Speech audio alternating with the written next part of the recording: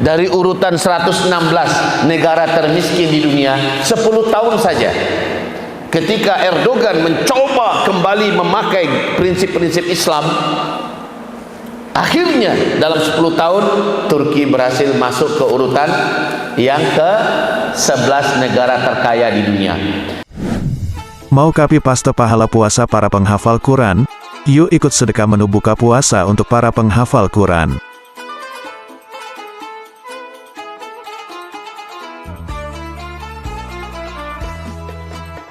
Oleh peradaban kuno Romawi dan Yunani, satu-satu jangan serentak, dianggap oleh peradaban kuno Yunani dan Romawi sebagai peradaban yang tak layak untuk dilirik. Tapi Nabi Muhammad diutus Allah ke sana dan banyak warga masyarakatnya tak pandai tulis baca. Gaya hidupnya benar-benar sangat jahiliyah. Hijaz adalah Mekah, Madinah, Taif, beberapa daerah sekitarnya disebut dengan Hijaz, yang sekarang disebut dengan Arab Saudi. Ya. Oke, kemudian datang Nabi Muhammad diutus di sana. Hanya 23 tahun Nabi meninggal. Setelah itu para sahabat memimpin dengan sistem khilafah, konsep kenabian. Abu Bakar memimpin pertama, dia tertibkan semua barisan umat Islam. Ada yang berusaha murtad, ada yang menolak patuh kepada syariat, ada yang ini dan itu, dan semuanya dirapikan kembali oleh Abu Bakar. Umar bin Khattab memimpin, oleh Umar ekspansi mulai dilakukan, dakwah seluas-luasnya, dan juga pada akhirnya di tangan Umar bin Khattab 2/3 dunia akhirnya dikuasai oleh Islam di tangan Umar bin Khattab. Persia tumbang, Romawi takluk, ya, luar biasa di saat Umar bin Khattab. Dilanjutkan oleh Utsman dan Ali bin Abi Thalib. Sedikit terjadi fitnah antara kaum muslimin tapi berhasil diredam. Di masa kekhalifahan dengan sistem kerajaan, itu fase ketiga, semua ketamadunan dunia pusatnya adalah khilafah Islamnya. Anak muda dari Amerika, dari Eropa, dari Afrika, dari Cina, dari Australia, dari mana-mana, mereka merindukan belajarnya ke Islam, belajarnya ke negeri-negeri Islam. Orang-orang sedunia berlomba-lomba belajar bahasa Arab. Dianggap belum keren kalau belum pandai bahasa Arab. Pada masa itu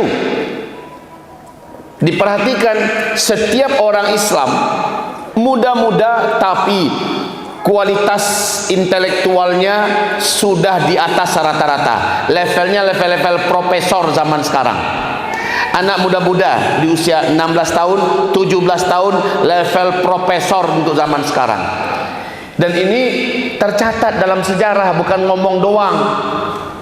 Anak-anak umur 16 tahun, 17 tahun sudah menemukan penemuan-penemuan yang luar biasa. Ribuan tahun Islam memimpin dunia. Umar bin Abdul Aziz ketika dia memimpin, nggak nyampe 2 tahun kepemimpinannya, di masa pemerintahan beliau tidak lagi ditemukan di kawasan negeri tempat dia berada itu satupun orang yang miskin. Akhirnya zakat diserahkan jauh keluar, diekspor zakat keluar. Berarti orang semua sudah subur dan makmur, kaya-kaya semua. Nggak sampai 2 tahun, keamanan negeri luar biasa. Umar bin Abdul Aziz. Jadi untuk memimpin, asal Islam memimpin secara 100%, dijamin fatahna alaihim barakatin minas sama'i wal ard. Kami bukakan dari langit dan dari bumi semua kebaikan. Nanti insya Allah ketika Imam Mahdi memimpin di fase kelima, kita akan dengarkan kembali dari hadis-hadis Nabi. Saat itu tidak ada satupun di muka bumi orang yang hidupnya miskin. Semuanya gratis. Semua fasilitas gratis, air gratis, rumah gratis, listrik gratis, transportasi gratis, jalan gratis, rumah sakit gratis, apa saja gratis ketika Imam Mahdi kembali memimpin. Dan tidak ada satupun orang yang mau kelahi dengan orang lain. Jangankan perang, kelahi saja tak ada. Itu saat Imam Mahdi nanti memimpin. Erdogan ketika beliau di Turki hari ini masih menjadi presiden beliau ya. Waktu beliau di Turki memimpin, dari sebelumnya Turki yang sekuler ada di urutan 116 negara termiskin di dunia. Kotor di berbagai sudut negeri, kotor Turki itu. Rumah-rumah sakitnya jorok. Coba buka YouTube kapan-kapan nanti libur, lihat Philadelphia, Amerika Serikat. Itu seperti negeri zombie. Negeri zombie. Berserak di mana-mana. Pipis berserak di mana-mana. Anak-anak mudanya udah seperti ini. Ya. Mereka semua seperti orang mati. Kenapa? Mereka menyuntikkan ganja, narkotin, morfin segala macamnya, sabu-sabu, dan mengkonsumsi semua, sampai-sampai satu negara yang bernama Philadelphia hari ini seperti kota zombie, penduduknya menakutkan, jorok di mana-mana, di jembatannya, di rumah-rumah tingkatnya, wah jorok luar biasa. Meksiko menjadi negeri yang sangat tidak aman. Texas, negara-negara di Amerika hari ini sudah mau melepaskan diri, dan mereka sudah saling merampok ke sana kemari. Nyawa sudah tidak lagi aman. Itu bukti, padahal belum 100 tahun loh ya Amerika memimpin, belum 100 tahun peradaban mereka sudah kacau dan hancur. Makanya ketika terjadi pertemuan di New York Februari 2012, siapakah pemimpin dunia yang sanggup memimpin dunia tahun 2002 di atas 2020? Maka ada 4 calonnya, masih Amerika, yang kedua Cina, yang ketiga adalah Yahudi global, yang keempat adalah Khilafah Islamiyah. Singkat cerita, 1, 2, 3 ini dinyatakan tak akan bisa dan tak akan mampu memimpin dunia. Yang akan memimpin dunia nanti kembali ke pangkuan Khilafah Islamiyah. Yang menyatakan ini siapa? 15 negara terkuat di dunia, terkuat militernya, terkuat teknologinya, terkuat intelijennya. Mereka yang menyatakan pemimpin dunia masa depan kembali ke tangan Khilafah Islamiyah. Oke, kita kembali. Jadi Erdogan mendapati Turki dalam keadaan kumuh, jorok, terkebelakang, padahal Turki menggunakan demokrasi dan Turki memakai sistem demokrasi yang sekuler. Pada akhirnya Turki menjadi negara miskin. Banyak kejahatan dilakukan, banyak perampokan, penipuan, korupsi, banyak pelecehan kepada wanita. Sekali lagi Turki benar-benar jauh tertinggal dibandingkan Turki 100 tahun sebelumnya. Akhirnya, tahu nggak kalian, saat Erdogan mengembalikan Turki kepada Islam, belum 100% Islam mereka pakai, baru 10% Islam mereka terapkan. Tanya Ustaz Fadil, masih banyak nggak gaya-gaya sekuler dipakai di Turki hari ini? Masih, karena tidak gampang ya membalikkan kepada Islam. Kalau tidak dengan cara Islam yang totalitas, kafah, menjalankan syariat Islam, tidak akan bisa. Jadi Erdogan dengan sangat tertatih-tatih mengembalikan Turki kepada Islam. Itu pun hanya dalam 10 tahun saja Turki dari urutan 116 negara termiskin di dunia, 10 tahun saja berhasil membawa Turki menjadi urutan ke-11 negara terkaya di dunia. Dari urutan keberapa? 116. Dari urutan 116 negara termiskin di dunia, 10 tahun saja. Ketika Erdogan mencoba kembali memakai prinsip-prinsip Islam, akhirnya dalam 10 tahun Turki berhasil masuk ke urutan yang ke-11 negara terkaya di dunia. Yang paling hebatnya adalah dulu Turki berutang-utang ke IMF. Dalamnya makan di dalam. Siapa? Angkat tangan yang pernah coba hotel bintang 5. Ya. Siapa yang pernah? Cuma satu orang. Yang lain sudah. Di hotel bintang 5, perhatikan, apalagi hotelnya standar internasional ya, makanan itu berjajar itu. Yang bagian ini roti, berbagai macam varian roti. Yang sana bagian buah-buahan, yang sana bagian makanan berat, situ bagian makanan ringan. Sekeliling itu makanan semua. Dan makanan ini mahal-mahal. Habis itu mereka yang ambil, taruh di piring di mejanya penuh, dan dia makan hanya sedikit lalu dibuang. Itu namanya bermewah-mewah. Tahu di mana tempat? Oh, situ tuh harganya mahal. Sekali duduk bisa 150.000, 200.000 satu orang. Kalau bawa 4 orang 1 juta lebih. Malah dia pilih yang mahal. Padahal ada kampung di pojok sana, sekali makan hanya 20.000 dan itu sudah enak, udah kenyang, tapi dia pilih yang 200.000. Ini gaya hedon, gaya bermewah-mewah. Handphone cukup dengan harga 3 juta itu sudah mewah. 4 juta sudah mewah. Dia beli handphone harga 25 juta dan dengan bangga tiap sebentar ganti handphone. Mobil juga begitu, beli mobil kayak Dubai sekarang, Uni Emirat sekarang, negeri-negeri Arab sekarang. Demi Allah kita sama-sama saksikan, dan ini bukan mendoakan ya, Arab ini yang melupakan Islam. Semua syarat-syarat keluarnya dan runtuhnya khilafah Islamnya ini hari ini dilakukan di seluruh negeri Arab.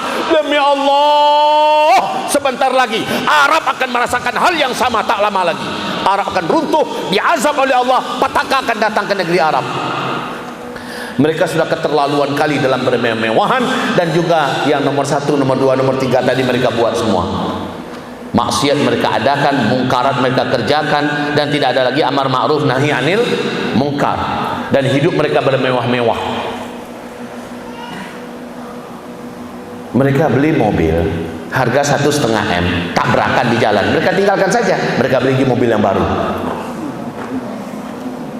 Malam tadi Buya buka TikTok, ada anak muda Arab begitu sombongnya bawa anak buah pergi ke showroom mobil, yang mobil itu adalah mobil high class semua, hanya konglomerat yang datang. Langsung disambut oleh orang yang punya showroom.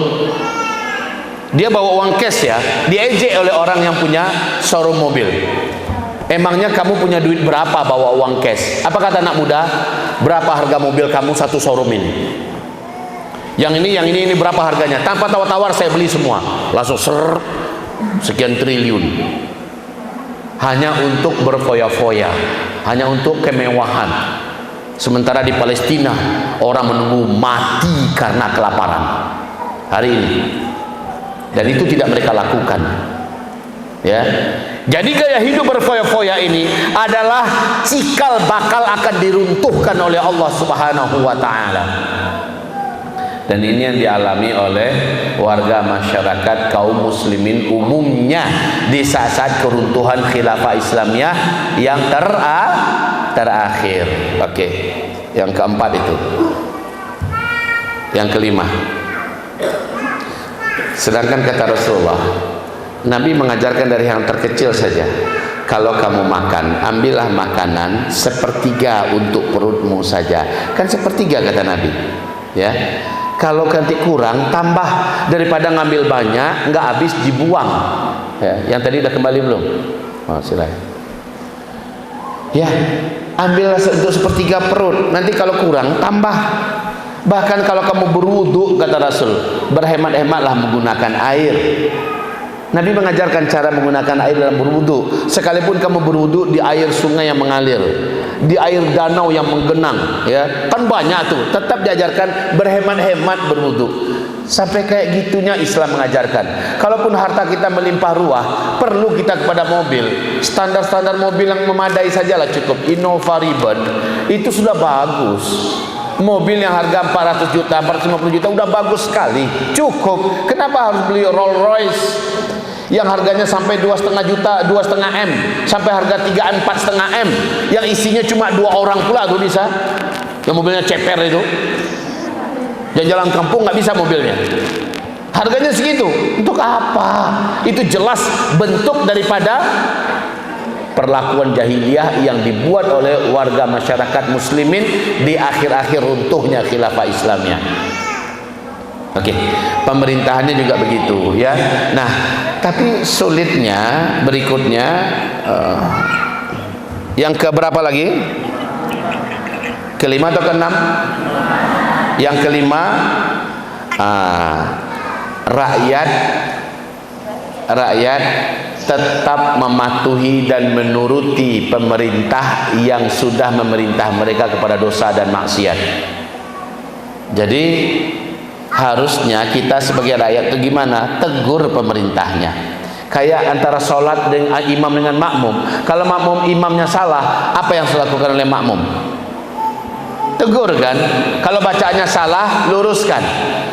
Kalau gerakannya atau jumlah rakaatnya salah, tegur dengan subhanallah. Rakyat nggak boleh diam. Ini dibiarkan. Malah manut, ngikut dia. Ketika penguasanya melakukan kezaliman, dia malah ikut di bidang kezaliman itu. Ketika penguasanya melakukan kecurangan, kejahatan, dia ikut di pihak kejahatan itu. Ini lihat, pemerintahan sekarang ini yang sekarang lagi dipimpin oleh Pak Jokowi sangat masif sekali, se-Indonesia ribut. Kenapa? Curangnya betul-betul terang-terangan. Udah berganti nak. Tunggu dulu yang lain keluar, balik ya. Oh ya, ini lihat saja apa yang terjadi dengan pemerintahan beliau ini, di mana benar-benar luar biasa. Pada hari ini hasil pemilunya belum selesai, tapi segala macam fenomena, kebohongan, dusta, kecurangan, segala macam itu betul-betul luar biasa, keterlaluan. Alhamdulillah, untuk trip sekarang rakyat tidak tinggal diam. Nah, kalau rakyat yang bergerak, Allah akan wujudkan firman-Nya. Innallaha la yughayyiru ma biqaum hatta yughayyiru ma bi anfusihim. Allah tak akan melakukan perubahan untuk satu kaum sampai kaum itu yang memperjuangkan diri mereka berubah. Jadi Allah akan rubah satu kaum kalau kaum itu sendiri yang berjuang. Hari ini rakyat sudah mulai berjuang. Universitas-universitas, guru-guru besar, ya, semuanya pada berjuang untuk melakukan perubahan. Dan mereka tidak mau diam dengan apa yang sedang mereka saksikan sekarang. Kalau begini gaya rakyat, insya Allah Indonesia ke depan akan berubah.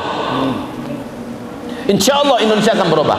Tapi kalau diam saja, kayak 2019, ya, 2019 ada juga pergerakan, cuma tidak sehebat sekarang, tidak semasif sekarang. Ini tanggal 5 kita lihat apa yang terjadi di Jakarta besok. Sekarang tanggal berapa? Tanggal 3. Besok tanggal 5 ada apa yang terjadi di Jakarta. Semoga aman-aman saja, semoga baik-baik saja. Tapi dari berbagai daerah tumpah ruah datang ke Jakarta, ya. Kita ingin lihat umat ini bergerak. Mereka tidak mau lagi melihat ada ketidakbenaran lalu berlangsung begitu saja, tenggelam Indonesia. Yang tenggelam bukan saja orang-orang yang berbuat tak benar, tetapi semua rakyat yang tak bersalah ikut tenggelam. Oke. Selanjutnya yang ke-6, al-iftiraku, ya, al-iftiraku wal furqatu bainal muslimin. Dibiarkan dan terjadi fenomena pada masa itu kaum muslimin pecah-pecah. Nah, oleh orang kafir memang kaum muslimin dibuat pecah-pecah, dibuat berbeda-beda, berkotak-kotak, ya, ada pecah-pecah. Untuk pemerintahan demokrasi di mana saja berada memang pecah-pecah. Apalagi dengan adanya partai-partai ini, ya, pecah-pecah, ya. Oke, Buya batasi paling lama jam 11. Tapi fokus. Buya minta fokus sampai jam 11 insyaallah taala. Yang ke-6, perpecahan. Dan pemerintah harusnya, tugas pemerintah nomor 1 adalah menjaga persatuan dan kesatuan. Ini tugas pemerintah yang paling inti. Nah, justru di masa akhir-akhir khilafah Islamiyah, perpecahan itu malah dibiarkan.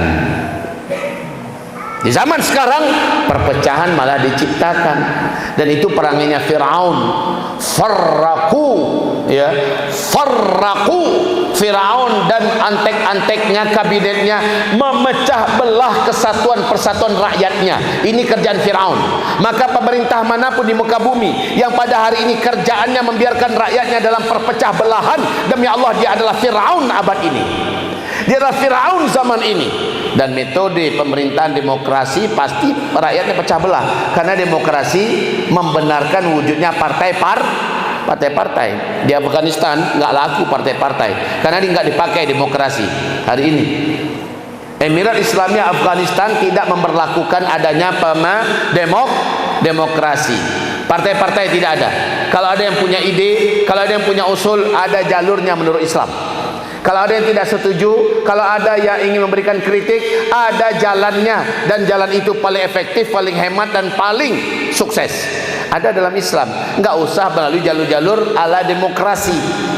Lihat demokrasi yang ada hari ini, Allah luar biasa, boros, mahal, dan hasilnya kebanyakan tipu-tipu. Yang berkuasa rata-rata siapa yang paling kuat, siapa yang berduit, akhirnya para penjahatlah yang naik. Itu semua produksi hasil demokrasi. Kalau ada melalui demokrasi, pernah ada Islam yang menang di sana, pasti demokrasi barbarian wujud. Apa itu demokrasi barbarian? Tempat yang demokrasi Islam yang menang pasti dibatalkan. Fis di Aljazair, melalui demokrasi terjadilah pemilihan umum, menang Islam, partai Islam menang, dibatalkan oleh militer, ditangkap para ulama-ulama dan dai-dai, dibunuh para aktivis, ya, terjadi pembantaian besar-besaran di Aljazair. Di Turki ketika Erbakan dulu memimpin Hizbur Rafah, partai keadilan, dalam pesta demokrasi menang lagi Islam, ternyata dibatalkan oleh militer, terjadi penggulingan kekuasaan. Kemudian di Indonesia Masyumi, Islam menang, partai Islam menang, Masyumi, tapi dibatalkan juga. Ketika menang dari hasil pemilihan umum di Palestina, pemenangnya adalah Hamas. Amerika dan PBB memboikot Hamas, dilumpuhkan pemerintahan Hamas. Ini gaya demokrasi barbarian. Lihat demokrasi di mana saja menang Islamnya, pasti umat Islamnya habis. Kembali, Hamas ketika menang, Hamas akhirnya dikeroyok rame-rame. Jadi ceritanya di mana demokrasi itu kalau Islam yang menang lalu dibiarkan. Anggaplah besok 01 menang, pasti 01 akan diganggu dengan sehebat-hebatnya supaya tidak pernah ada pihak-pihak yang Islam yang menang dalam demokrasi. Ya, kalau kita hanya berdoa berharap jangan ya Rob, jangan ya Rob, itu doa kita. Kita berharap juga jangan. Tapi kalau harus terjadi, kita harus dengar dari sekarang. Karena pemerintahan yang asas Islam lah yang betul-betul menjaga jangan terjadi perpecahan. Dan ala demokrasi perpecahan itu wajib. Kenapa? Terbentuknya sekian partai dan masing-masing punya ide-ide dan pendapat, bukan ide Islam, pendapat Islam yang dipakai, tapi ide kepala dan kepentingan kelompok-kelompoknya masing-masing. Ini yang menjadikan bangsa ini terpecah-pecah terus, tidak akan pernah bersatu, dan bangsa ini tidak akan pernah kuat. Oke, kita kembali. Jadi faktor yang terjadi, kenapa bisa? Jawabannya di nomor 7. Khilafah Islamiyah Utsmaniyah runtuh karena dibiarkannya aliran-aliran sesat bermunculan. Lalu gerakan-gerakan sufi sesat dibiarkan bermunculan. Racun yang paling mematikan dalam khilafah Islamiyah adalah gerakan-gerakan sufi yang sesat, tarekat-tarekat yang sesat, di mana target mereka adalah jangan peduli dunia, urus saja akhirat, bersihkan saja hati, jangan pedulikan dengan dunia, biarkan dunia ini untuk orang-orang yang tidak mendapatkan surga. Itu prinsip orang-orang sufi, sufi-sufi sesat ya. Orang-orang sufi-sufi sesat, tarekat-tarekat sesat adalah tinggalkan gemerlapnya pemerintahan, tinggalkan urusan hura-hura dunia, ya tinggalkan semua, urus saja hati, urus saja ibadah dengan Allah Subhanahu wa taala. Ini sufi sesat. Sufi yang hebat itu adalah sufi yang maju paling depan menghadapi tantangan zaman. Ketika terjadi penjajahan, sufi yang paling hebat adalah sufi yang maju di barisan terdepan berjihad. Ini sufi yang terhebat. Tarekat yang paling bagus adalah tarekat yang maju di barisan terdepan melakukan perbaikan ketika manusia rusak. Ini tarekat yang benar. Ini sufi yang benar, bukan sufi yang sesat. Kalau sufi sesat rata-rata sibuk mereka adalah nari-nari, Akan ada tarian sufi itu. Tapi urusan apa yang terjadi dengan umat, maksiat apa yang terjadi, pemerintah sedang buat maksiat apa, pengkhianatan apa yang terjadi pemerintahan, diam saja. Ini adalah sufi sesat. Dan itu dibiarkan di masa-masa akhir pemerintahan Khilafah Islamiyah Utsmaniyah di Turki. Dibiarkan. Mestinya dipadamkan yang kayak gini ini dipadamkan. Ingat gak Umar bin Khattab? Umar bin Khattab ketika mendengar ada seorang lelaki dipuja-puji, dipuji-puji, dipuja-puja. Kenapa? Laki-laki itu di masjid aja, salat 5 waktu dia terjaga, nggak mau bergaul dengan orang di luar, zikir terus sampai panjang lehernya, subhanallah, subhanallah, hebat, jempol 2, publik kagum dengannya. Lalu sampailah ke telinga Umar bin Khattab. Umar bertanya, bagaimana makan minumnya? Karena dia sudah sesoleh itu, orang-orang akhirnya mengantarkan makanan dan minuman untuk dia, menyiapkan semua kebutuhannya. Marah Umar bin Khattab, tunjukkan kepada saya di mana tempatnya, di mana masjidnya. Langsung beliau bawa cemetinya. Marah Umar bin Khattab karena yang macam ini berbahaya buat Islam. Dia akan mematikan kreativitas, dia akan mematikan gerak, dia akan mematikan kecemburuan publik, dia akan mematikan hubungan sosial, dia akan mematikan kebangkitan dan kemajuan orang-orang sufi-sufi macam ini, tarekat-tarekat sesat macam ini. Marah Umar bin Khattab. Lalu Umar datang ke tempat itu. Tahu nggak yang dilakukan Umar Khattab?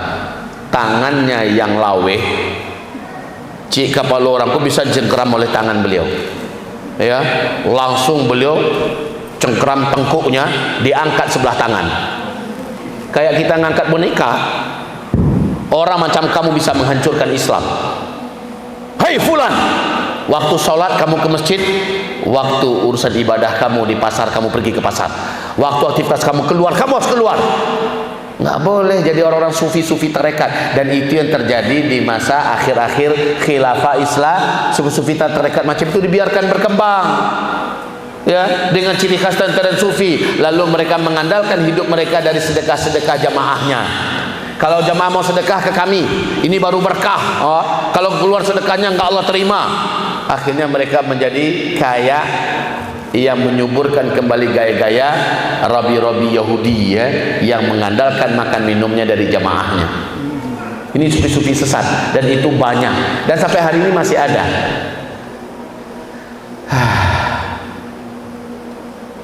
Sufi-sufi tarekat sesat.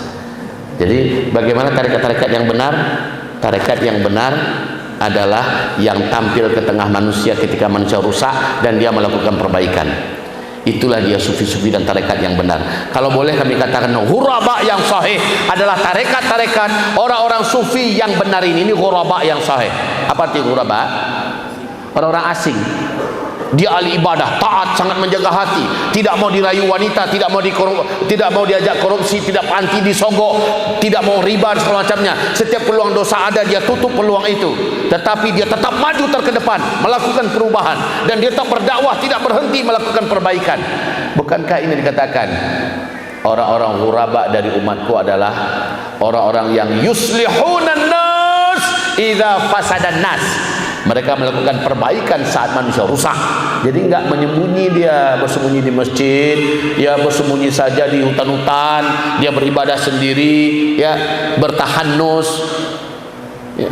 Bukan itu ajaran Islam, bukan.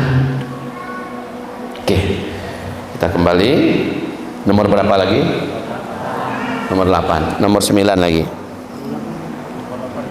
nomor 8 lagi. Baik, nomor 8. Nah, umat menyebarluaskan kesyirikan, banyak bermunculan bid'ah-bid'ah dan paham-paham khurafat, ya. Umat menyebarluaskan kesyirikan, dukun jadi disenangi, para peramal didatangi, ya, ahli-ahli sihir, bahkan ilmu sihir dipelajari, khurafat-khurafat dipercayai. Kemudian bid'ah-bid'ah juga digandrungi. Dan pemerintah tidak hadir untuk memadamkan semuanya. Padahal tugas pemerintah Islam adalah memadamkan semua kesyirikan. Apa kata Umar bin Khattab? Kejar semua dukun, kemanapun ke ujung dunia yang masih ada Islam di sana, kejar. Jangan biarkan ada dukun di muka bumi ini. Jangan biarkan ada kesyirikan. Sampai begitu, itu tugas negara. Itu tugas pemerintah. Jangan sampai ada bidah-bidah, khurafat-khurafat, takhayul-takhayul, hal-hal yang menyesatkan keyakinan, ya. Aliran-aliran sesat itu wajib dipadamkan, jangan pernah ada. Nah, ketika masa-masa jaya mereka dulu, jadi ini ada enam ke masa puncak kejayaan khilafah Islamiyah Al-Utsmani yang menjadi salah satu unggulannya menjaga tauhid dan iman masyarakat. Menjaga tauhid dan iman masyarakat. Menjaga tauhid dan iman masyarakat. Ini puncak-puncak jayanya khilafah Islamiyah dulu. Khilafah Islamiyah yang berikutnya adalah betul-betul mengawal masyarakatnya menjalankan syariat dan menolong masyarakatnya mengamalkan syariat. Ini kerjaan khilafah dulu. Betul-betul memberikan sarana kepada masyarakatnya untuk menjadi maju. Sekolah-sekolah gratis, universitas-universitas, perguruan tinggi gratis. Al-Azhar itu dulu, itu adanya di Bani Utsmani. Saat ada bangkit, orang yang ke Al-Azhar malah dibiasiswai, malah kuliah di sana tuh dikasih tempat tinggal, dikasih makan minum, dikasih uang saku. Sementara guru-gurunya, syekh-syekhnya standar internasional. Sekarang, aduh. Baik, itu yang ke-8 ya. Yang ke-9, nah ini. Kelompok-kelompok aliran sesat melakukan pengkhianatan. Syiah, Bahai, aliran Druz, DRUZ ya, aliran Druz, ya, Qadiani melakukan pengkhianatan, bekerja sama dengan musuh-musuh Islam, menyebarkan berita-berita dan membocorkan rahasia-rahasia. Ini yang menjadikan negeri-negeri Islam akhirnya berjatuhan satu persatu. Banyak orang-orang hebat dalam Islam terbunuh, pengkhianatan. Ini akibat apa?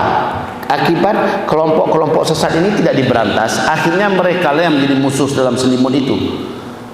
Kalau kita sudah tahu ada kelompok-kelompok yang jahat, kelompok-kelompok sesat, dibiarkan saja. Apalagi Syiah ya. Syiah sepanjang sejarah mereka berkhianat terus. Yang membunuh Husain siapa? Syiah. Tidak sedikit keluarga-keluarga Nabi Muhammad SAW keturunannya yang menghabisi siapa? Syiah. Yang membunuh Utsman bin Affan, ya, yang membunuh Ali bin Abi Thalib, dan terjadinya banyak pengkhianatan. Bahkan ketika Genghis Khan Mongol dulu datang menyerang, pengkhianat terbesar yang menyebabkan Baghdad jatuh siapa? Syiah. Di tangan mereka jutaan darah umat Islam Ahlus Sunnah wal Jamaah mengalir. Pengkhianatan ini terjadi dari kelompok-kelompok sesat. Jadi kelompok-kelompok sesat ini kalau dibiarkan, mereka benar-benar akan menjadi musuh sejati dalam tubuh umat Islam Ahlus Sunnah wal Jamaah. Siapa tahu di antara kalian ada yang menjadi sultan nanti, ada yang menjadi amir, ada yang menjadi presiden. Tolong ingat itu. Tugas kita ketika memimpin adalah jaga jangan ada aliran sesat berkembang, dan jangan sampai-sampai mereka bisa memberikan informasi kepada musuh. Yang ke-9, yang ke-10, umat ini dibelit oleh hutang. Jadi di masa-masa akhir, karena mereka sudah fokus kepada fisik, jadi pemerintahan khilafah Islamiyah Utsmani ini fokusnya pada fisik, bangun ini, bangun itu, tapi berutang. Digeri Konoha ada juga yang gayanya seperti itu. Asik berutang aja. Padahal Rasulullah berkata, orang kalau sudah terbelit utang, dia pasti akan dikuasai oleh lawan. Dia pasti akan dikalahkan oleh lawan, dikalahkan oleh hutang, dan dia akan menjadi pengemis pada akhirnya. Lalu dia akan menjadi budak karena dia sudah ditahan dan menjadi tawanan hutang. Ini berat. Oke. Terakhir, umat ini pada akhirnya ditimpa penyakit wahan, yaitu kan tadi sudah kita katakan, gaya hidup mereka sudah hedon, sudah mewah-mewah, tetapi takut mati, takut berjihad. Pasukannya sudah hidup mewah, akhirnya sudah takut untuk berjihad. Diajak berjihad nggak mau. Anak-anak muda dihalau, ayo kita bebaskan, ada negeri kita di Irak lagi dijajah, ada saudara kita lagi dibantai, ayo. Orang sudah pada senang dengan kemewahan, akhirnya dia takut untuk karahiyatul maut, tidak mau lagi mempersembahkan dirinya untuk pergi berjihad. Oke, ketika jihad ditinggalkan, kata Rasulullah sallallahu alaihi wasallam, Allah pasti akan kuasakan musuh menguasai kamu, dan Allah akan jadikan kamu budak tahanan tawanan mereka. Dan ini terjadi. Pada akhirnya Khalifah Islam yang ketujuh dari Bani Utsmani ditawan, ya, kemudian diusir, dan khilafah Islamiyah dihapus, hina. Sampai hari ini terjajah. Sampai hari ini terjajah. Unzur ila wajhi muallimik. Taib. Al-wahnu. Sampai hari ini umat ini masih ditimpa wahnu. Tapi alhamdulillah, kita perhatikan hari ini, seluruh syarat-syarat iman ini alhamdulillah tak ada di Palestina, khususnya di Gaza. Maka kami hakul yakin Gaza pasti akan merdeka. Baitul Maqdis pasti akan berkumandang di dalamnya khilafah Islamiyah, insya Allah. Sekarang di Emirat Islamiyah Afghanistan, semua syarat-syarat ini sedang ditegakkan. Tidak ada aliran sesat boleh ada, tidak ada mungkarat dan fahisyah boleh berkembang, dipadamkan semuanya. Alhamdulillah. Sekarang di Afghanistan dalam waktu yang dekat saja sudah mulai diberantas angka kemiskinan. Pendidikan dimarakkan di mana-mana. Laki-laki wanita punya hak yang sama untuk mendapatkan ilmu. Bahkan wanita boleh bekerja, berkreativitas selama tidak melakukan dosa maksiat. Masya Allah, Afghanistan pada hari ini diberi oleh Allah Subhanahu wa taala kesempatan untuk mengelola alamnya sendiri. Dalam waktu yang sebentar saja Afghanistan sudah bisa menciptakan mobil canggih sendiri. Dalam waktu yang dekat pemerintahan Emirat Islamiyah Afghanistan sudah bisa menata perekonomiannya kembali. Kalau kalian lihat bagaimana pasukan-pasukan elit Emirat Islam Afghanistan hari ini, nggak ada apa-apanya, atau bolehlah dikatakan kalau segi gaya dan style hampir sama dengan IDF punya. Tetapi yang satu mukmin haqqan, insya Allah mujahid yang dah menaklukkan dua negara superpower dunia, dan yang satu adalah musuh sejati Islam, itu Israel, IDF. Kalau gaya penampilan nggak kalah nih mujahidin yang ada di Emirat Islamiyah Afghanistan pada hari ini. Sebentar baru Islam memimpin di Afghanistan, dan insya Allah sekali lagi sebentar lagi ini akan terjadi di Baitul Maqdis Palestina. Baitul Maqdis Palestina. Ada yang lupa Buya sampaikan bahwa faktor keruntuhan terbesar berikutnya nomor berapa? Pemerintah sudah berbuat zalim kepada rakyatnya. Allah hancurkan pemerintahan itu. Pemerintah karena sudah bergelimang dalam dunia, masuk dalam syahwat, bahkan ada di antara pimpinan-pimpinan, sultan-sultan, amir-amir yang sibuk dalam sufi-sufi dan tarekat-tarekat sesat, ya, akhirnya tidak lagi mempedulikan dunia. Ada yang berbuat zalim dengan sengaja kepada rakyatnya. Rakyatnya dipajain, rakyatnya dipalain, rakyatnya disusahin, diusir-usir dan sebagainya. Maka terjadilah apa yang dikatakan oleh Ibnu Taimiyah berikut ini. Apa pernyataan Ibnu Taimiyah? Sesungguhnya, ini wajib dicatat ya, sesungguhnya Allah Subhanahu wa taala akan menegakkan pemerintahan yang adil sekalipun kafir. Hah? Diulangi, pernyataan siapa ini? Apa yang dikatakan beliau? Sesungguhnya Allah akan menegakkan pemerintahan yang adil, sekalipun itu pemerintahannya pemerintahan kafir.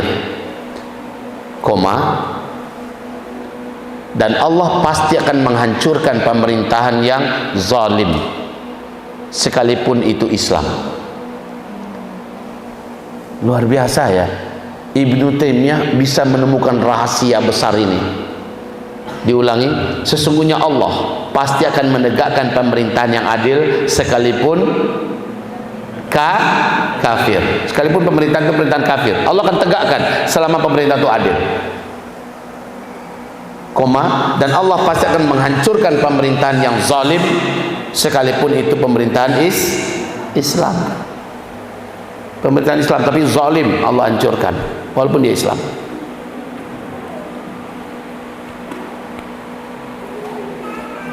Allah, kami lihat waktu kami ke Australia, Masya Allah. Waktu kami ke Australia, Masya Allah, hidup sejahtera, makmur, tenang, aman, keadilan ditegakkan oleh pemerintahannya. Cuma tinggal bersahadat aja mereka lagi. Allah tolong pemerintahan mereka. Tapi ketika pemerintahan itu zalim, ketika pemerintah itu jahat kepada rakyatnya, maka pemerintahan itu hancur. Seperti insya Allah Mesir. Mesir hari ini adalah bentuk dan tipe pemerintahan yang sangat zalim kepada rakyatnya, sangat zalim. Seluruh orang Mesir yang Buya temui seluruhnya mengeluh tentang pemerintahannya hari ini. Dan lihat, insya Allah tak cukup, tak sampailah 2 tahun ke depan, pemerintahan Mesir ini pasti hancur. Insya Allah Ta'ala pasti hancur pemerintahan Mesir. Jahatnya minta ampun, zalim sekali kepada rakyatnya. Oke. Nah, saudara, hamba-hamba Allah, anak-anakku, para guru-guru yang kami sayangi, yang kami cintai. Jadi kita ingat kembali firman Allah ayat tadi. Siapa yang bisa bantu bacakan terjemahnya? Man a'rada an dzikri fa inna lahu ma'isyatan danka. Siapa yang bisa menerjemahkan artinya? Itu ayat pertama yang kita bacakan tadi. Man a'rada an dzikri fa inna lahu ma'isyatan danka. Ada yang bisa angkat tangan? Ada yang bisa? Ya, bisa? Coba bacakan. Ya, dia pasti akan dihinakan oleh Allah, hidupnya pasti dijatuhkan oleh Allah, dan dia pasti akan menderita kalau berpaling dari ajaran Allah. Ini yang dia lakukan di pemerintahan khilafah Islam yang Utsmaniyah terakhir. Sini nak, maju sini. Ini untuk anak yang berhasil menyenangkan hati gurunya, dapat belanja. Alhamdulillah. Itu kunci ayatnya. Sementara kalau orang kembali kepada Islam, yang tadi kepake mana spidol kita? Jadi ayat yang Buya tadi baca dan diterjemahkan oleh saudara kalian irsyad, man a'rada an dzikri, barang siapa yang berpaling dari ajaran Allah. Siapa yang berpaling dari ajaran Allah, zikri ini ajaran aja ya, peringatanku, ajaran Allah. Fa inna lahu, ini pasti, maka pasti untuknya kehidupan yang sulit. Ma'isyatan dangka, sulit hidupnya, dibenci, rezekinya payah. Ma'isyatan dangka. Kalau ini negara yang melakukan, negaranya kan sulit. Kalau negaranya berpaling dari ajaran Allah, ini ajaran ya. Siapa yang berpaling dari ajaran Allah Subhanahu wa taala, maka untuknya kehidupan yang sulit, sempit. Ya, sulit, sempit. Sulit, sempit. Masya Allah, naudzubillah. Ini yang pertama, ini menjadi puncak. Berikutnya kita ingin bacakan yang tadi sudah dibacakan. Siapa yang bisa menerjemahkan ya? Selain irsyad ya.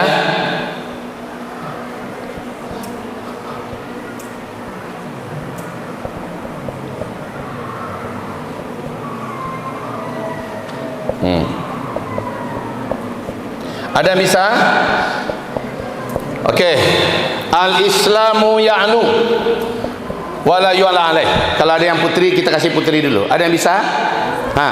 Kalau bisa coba. Itu dulu. Jangan lihat tulisan saya.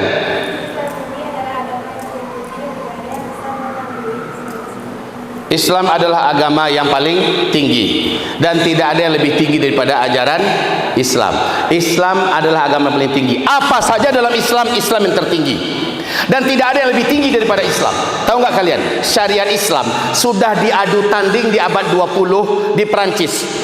3 kali dalam 1 abad diadu tanding dengan seluruh undang-undang yang ada di seluruh dunia, diadu tanding dengan undang-undang Islam yang ada dalam syariat Islam. Ketiga kali pertandingan itu Islam pemenangnya nomor 1. Pemenangnya syariat Islam. Islam pemenang undang-undang nomor 1. Baik, al-Islamu ya'lu wa la yu'la alaih. Islam adalah agama yang paling tinggi dan tidak ada yang lebih tinggi. Bukan hanya agamanya saja, apa saja yang diajarkan dalam Islam adalah yang paling tinggi. Akhlak, yang tertinggi akhlak Islam. Undang-undang yang tertinggi adalah undang-undang Islam. Berpolitik, cara politik yang paling tinggi adalah politik Islam. Pemerintahan yang paling hebat adalah pemerintahan Islam.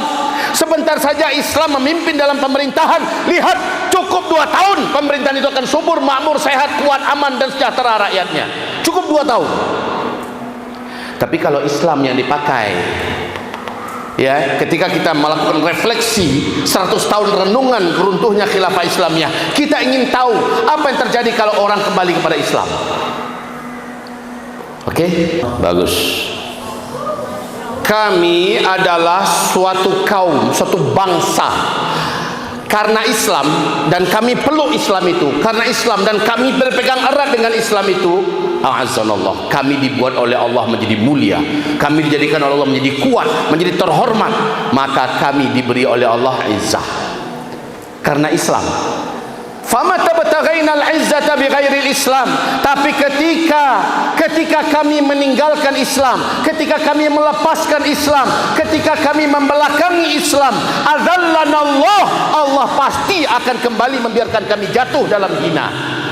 Khilafah Islamiyah Utsmaniyah di Turki kembali menjadi hina karena mereka sudah melepaskan diri dari Islam. Nama aja yang tersisa lagi Khilafah Islamiyah. Tapi mereka seperti kita dengarkan tadi sudah menanggalkan dan meninggalkan syariat Islam. Mereknya masih, tetapi mereka sudah tidak lagi menghargainya. Oke? Jadi kalau kita kembali kepada Islam, pasti Allah akan menangkan kita. Pasti Allah akan kuatkan kita. Kalaulah ini sampai ke telinga Pak Anies, ya. Kalau ini sampai ke telinga orang-orang Islam di DPR sana, kalau ini sampai ke lubuk hati mereka, demi Allah, Islam ini, Indonesia ini akan mampu menjadi pusat yang akan merubah peradaban dunia, insya Allah. Karena kekayaan yang ada di kita, potensi yang ada di kita, seandainya setengah bumi ini dibiarkan menjadi milik kita, kita bisa menghidupinya. Begitu kuatnya Indonesia ini sebenarnya. Inna, sesungguhnya hadhil ummah, bangsa ini, umat ini, umat Islam, la tasluh, takkan pernah menjadi hebat, takkan pernah menjadi keren, takkan pernah menjadi kuat, takkan pernah menjadi baik, illa, melainkan bima saluha bihi awwaluha, melainkan dengan apa yang dulu generasi awalnya bisa menjadi hebat. Apa yang menjadikan generasi awal Islam menjadi hebat sehingga memimpin dunia ribuan tahun? Kembali kepada Islam kafah, menjalankan Al-Quran dan Sunnah, totalitas menjadi mukmin haqqan. Ini yang menjadikan generasi dulu hebat. Dan ketika umat ini kembali seperti generasi awal, hasilnya pasti akan sama. Begitu loh, hasilnya pasti akan sama. Inna hadhil ummata la tasluhu illa bima saluha bihi awwaluha. Umat ini takkan kembali menjadi hebat, takkan kembali menjadi keren, takkan menjadi kuat kecuali mereka kembali ke apa yang dulu menjadikan generasi awal hebat, yaitu berislam secara kafah. Tinggalkan semua pola dan cara jahiliyah. Hari ini cara-cara jahiliyah semua yang diikuti oleh orang Islam seluruh dunia. Ini anak-anak zaman sekarang kalau nggak pacaran dianggap nggak anak muda, kalau nggak ngerokok dianggap nggak laki-laki, nggak keren, kalau nggak dianggap kayak gitu. Itu adalah semuanya gaya jahiliyah yang akan menyebabkan ma'isyatan dangka. Dia akan menjadi hidupnya susah, menjadi hidupnya payah. Dia akan dihinakan oleh Allah, dihinakan oleh manusia ketika dia berpaling dari ajaran Allah. Tapi kalau menurut ajaran Islam, enggak. Laki-laki itu gentle, wanita itu terhormat. Kami dari kecil mencoba menerapkan dan terbukti ketemu ini semua. Buya ini dari kecil orang banyak nawarkan diri untuk jadi cewek Buya.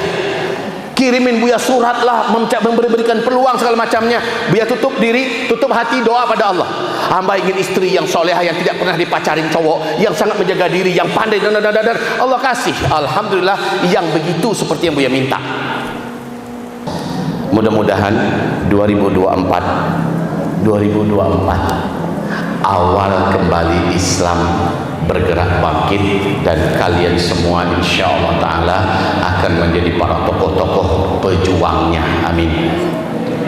Kalian ke depan tolong kembalilah kepada apa yang menjadikan kalian bisa terhormat, yaitu menjadi totalitas muslim kafah, totalitas mukmin haqqan. Pelajari Quran, amalkan, pelajari Quran, amalkan, pelajari Quran, amalkan. Enggak ribet-ribet kok, enggak susah-susah kok. Pelajari Quran, amalkan, pelajari Quran, amalkan, pelajari Quran, amalkan. Pelajari hadis, apa yang kalian pelajari, amalkan. Apa yang kalian pelajari, amalkan. Enggak susah-susah, itu aja cuma. Lihat hasilnya. Kalian pasti menjadi orang yang dilapangkan oleh Allah hidupnya. Wa may yattaqillaha yaj'al lahu makhraja wa yarzuqhu min haitsu la yahtasib. Kalau kalian benar-benar bertakwa kepada Allah, hidup kalian akan dipermudah, rezeki kalian diperbanyak, dan kalian diberi solusi dalam setiap masalah dan kesulitan kalian. Enggak sulit sebenarnya konsep hidup ini. Mau sukses, bertakwalah. Mau baik, kembalilah kepada ajaran Allah Subhanahu wa taala. Negara mau hebat, kembalilah kepada syariat Allah Subhanahu wa taala.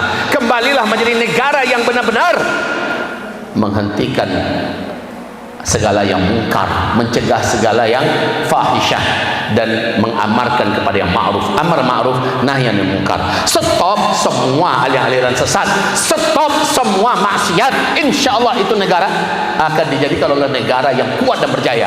Walaupun dia negara kafir, Allah akan kuatkan itu negara, Allah akan tegakkan itu negara, Allah akan kasih rezeki yang banyak itu negara. Walaupun negaranya kafir, kalau keadilan tegak di situ.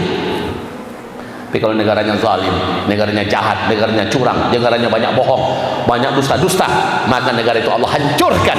Indonesia, ayo dari refleksi ini ambil pelajaran. Semoga ini sampai ke tangan orang-orang yang juga akan mati.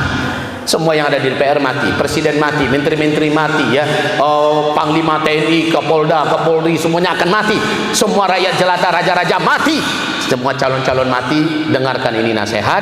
Siapapun yang kembali kepada Islam secara benar, Allah akan lapangkan hidupnya, Allah akan mudahkan rezekinya, dan kalau itu standar negara, Allah akan kuatkan negara itu, Allah akan muliakan negara itu, bahkan mungkin negara itu akan memimpin dunia insya Allah. Semoga bermanfaat, semoga berguna, dan semoga renungan ini memberikan kepada kita sedikit pencerahan. Dan anak-anak kami yang tak pernah, ini generasi ini aja yang paling beruntung ini, karena tidak ada lagi 100 tahun ke depan, peringatan 100 tahun ke depan udah nggak ada, hanya sekarang aja nih. Allah ilhamkan ke Buya baru 3 hari yang lalu, ya, untuk mengadakan acara ini. Maaf ya, sebelum berangkat ke Palestina kemarin, ya. Dan Buya yakin di dunia tidak banyak yang hari ini melakukan hal yang sama seperti yang kita lakukan sekarang. Tak banyak. Mungkin orang baru tersadar, onde mande, iyo pas 100 tahun, tapi udah tak sempat buat acara. Tapi di pesantren kita buat acara. Ini termasuk di antara acara terlangka sedunia. Mengadakan acara peringatan, muhasabah, refleksi, ya, evaluasi kejatuhan dan keruntuhan khilafah Islamiyah. Bagaimana cara untuk kembali? Enggak ribet, enggak sulit, dan ini sudah kita tuliskan. Inilah dia kesimpulan terakhir. Kalau mau kembali kuat dan jaya, kembalilah ke dalam Islam secara kafah. Hayakumullah. Mari kita berdoa kepada Allah. Al-Fatihah. Ar-Rahmanir-Rahim, Maliki yaumiddin, Iyyaka na'budu wa iyyaka nasta'in, ihdinas siratal mustaqim, siratal ladzina an'amta 'alaihim ghairil maghdubi 'alaihim